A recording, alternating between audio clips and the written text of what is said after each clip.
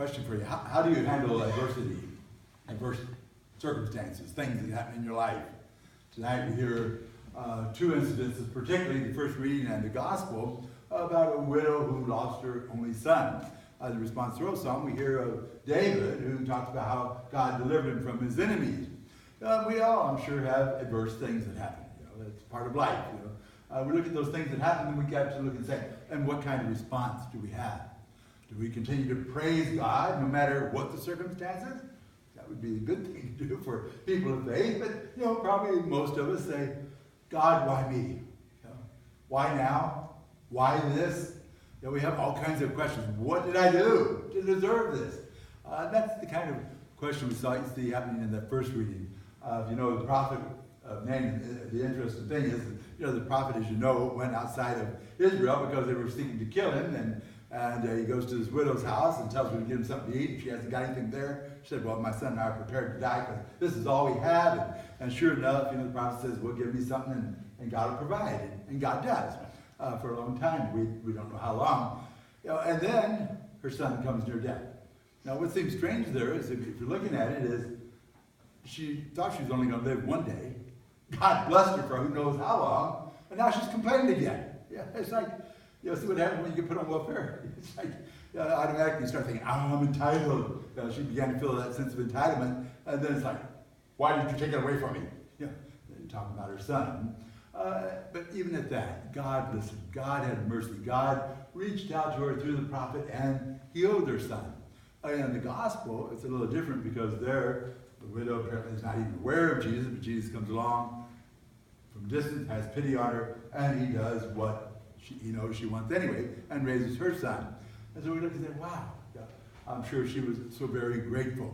And sometimes you and I, as we look at those kinds of things in our life, it takes time. Usually, maybe 10 years or so, you start looking back and say, wow, I can see why. That's why somebody, if you wonder what this is, isn't that a beautiful thing? Can you make sense of it? It's like there's a story about how God is the master weaver, and God's up there in his heaven, and he's working on this, and you and I are down here on earth, and we're looking up there and saying, what is that? And so we have a problem with what God is doing. You say, God, I don't understand. Why did you let this happen? Like Wednesday morning, I was supposed to pick up some people to go to the bishop's installation, and it's like, the little things get me. So you walk outside, and what do you got? A flat tire. That's true. I haven't had flat tires in years. Now all of a sudden they got a different car. They got two flat tires. So it's pretty flat. So I had a pump. You put some air in it. You get over to the local garage, fill the tire up, but nobody's open in town yet. So, well, go on, take my chance, get down to Van Buren, and sat there for an hour, and thank God they worked me in. Everything's good, right? Then you go down the highway, the bumper comes loose and breaks off. It's like, well, now I'm happy. Life is like that. It's got ups and downs. And the day didn't stop there, because before the day was over, and this is, man, has a lot to do with it, it's this story here. We had a deacon in our diocese, died in one car accident Wednesday afternoon. He was there at the bishop's celebration as well, Deacon Cole. He's been here a couple times. I was with him on Monday, and again with him Wednesday, and he died Wednesday night. There was a man of faith who's done so much for the church, and his wife was a DRE for the parish. He's like, God, why? And you keep going through those kind of questions up and down. And I knew beyond doubt she's going to ask me to have the funeral or have the sermon. And it's like, oh, no.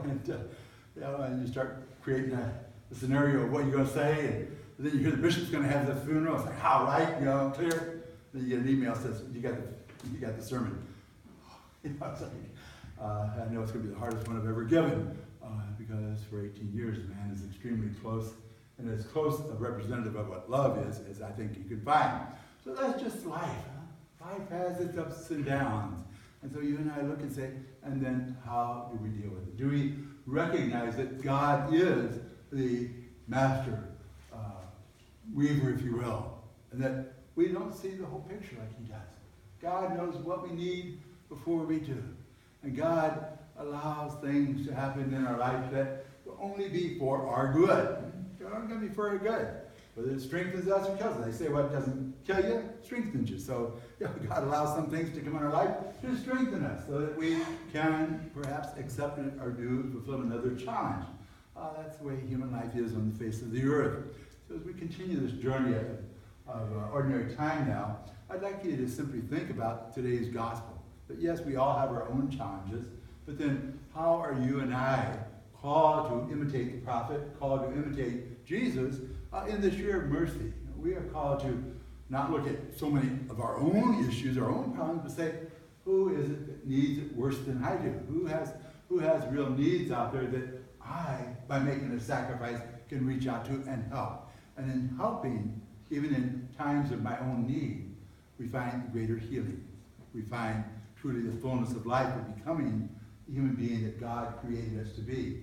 Today, let us continue this journey of ordinary time and reflect on the needs that surround us, needs of our neighbors, needs of someone, just someone whom we might reach out to ease in that burden that they have in their life in order to fulfill our lives.